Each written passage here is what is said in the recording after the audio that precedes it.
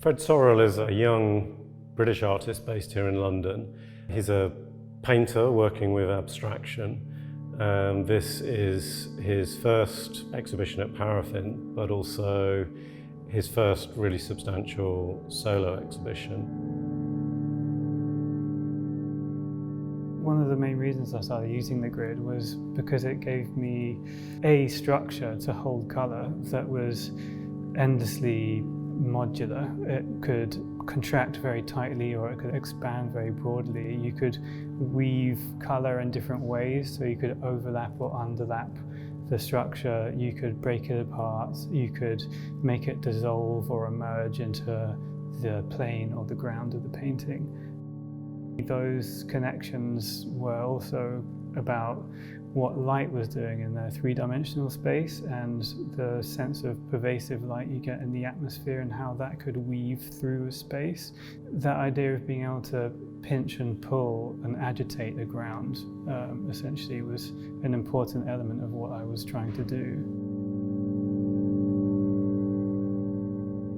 By weaving this and introducing a tonal difference across the canvas with dominances based on whether it's an overlap or an underlap allows that colour sensation to be dominant all over the canvas at different points and at different tones. There is a connection between the land and certain environments or times of day in the works, and they are connected very directly to different pairings and groupings of colour within these fields. There is also a playful point of departure in the deep flow kind of studio work, where in other works where you feel like you just get lost in a new creative process, and so some works are very close to the point of departure and others are further away.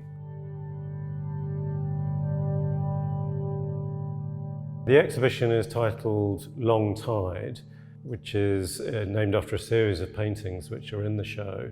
I think it's an interesting title in that it points us towards a place in the landscape, but it also suggests duration and time.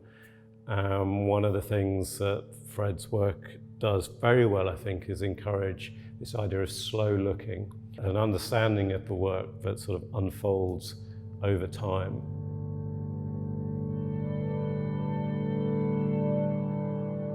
Changing scale has helped with looking at movement and rhythm in a different way as well, because if you take the Cloudgate paintings, I've used the same structure from some of the earlier wood panels, but now I've elongated it on one way but not on the vertical, but not on the width, and that's created the white spaces within the structure to accentuate their shifting sensation. And I like that feeling of being able to push something very densely as well, densely together.